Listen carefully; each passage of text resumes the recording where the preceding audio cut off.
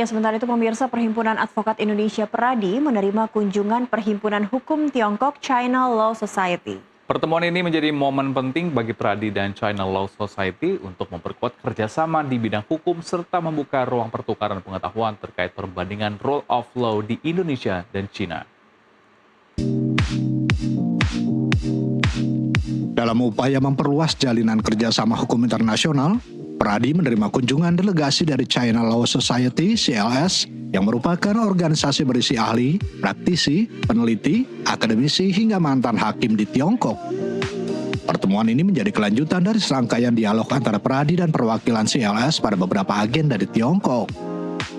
Ketua Harian DPP Peradi, Dwianto Prihartono, mengatakan diskusi bersama CLS kali ini membahas sejumlah isu strategis seputar rule of law di Indonesia serta dinamika perkembangan hukum internasional.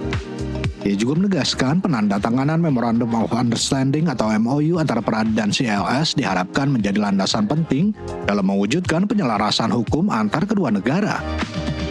Di sisi lain, Ketua Bidang Kerjasama Internasional Peradi, Johannes Sahetavi Engel, menilai kunjungan CLS sebagai wujud nyata penguatan hubungan profesional antara Indonesia dan Tiongkok.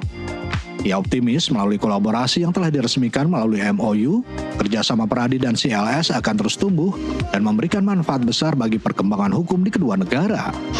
Bagi kami Peradi, kunjungan ini sangat berharga dan penting karena perkembangan ekonomi di internasional, khususnya hukum, dan kami akan mendapatkan mitra diskusi yang sangat baik dan sangat berkualitas, sehingga segala sesuatunya berjalan sesuai dengan apa yang kita harapkan ke depan. Tadi juga disampaikan oleh kita tentang rule of law atau legal system di Indonesia. Secara teknis dan lebih lanjut kami mengharapkan ada kerjasama lanjutan, khususnya kalau Peradi Indonesian Bar Association tentu akan lebih spesifik soal hukum dan bagaimana membaca dan tahu roadmap bisnis dan investasi dari negara Cina dan juga negara Indonesia, dan pertukaran informasi itu menjadi demikian penting. Kunjungan China Law Society ini adalah tindak lanjut dari hubungan Peradi dengan berbagai organisasi di Cina. Kita awali sebetulnya sudah dalam beberapa kesempatan, termasuk pertemuan dengan China Law Society di Hanoi, Vietnam di bulan September, dan juga ada pertemuan antara Peradi dengan Bar Association di Chongqing bulan lalu, dan ini adalah pertemuan kelanjutan di mana kita berharap bisa memperkuat hubungan kita antar organisasi, antara Peradi dengan China Law Society. Menanggapi diskusi terkait rule of law Indonesia, Vice President of China Law Society, Yang Wangming, menyampaikan pembahasan ini sejalan dengan inisiatif One Belt One Road yang diusung pemerintah Tiongkok. Dirinya menegaskan pertemuan bersama Peradi ini menjadi langkah awal untuk memperkuat kerjasama hukum antara Indonesia dan Tiongkok, termasuk pemenuhan kebutuhan layanan jasa hukum yang makin mendasar.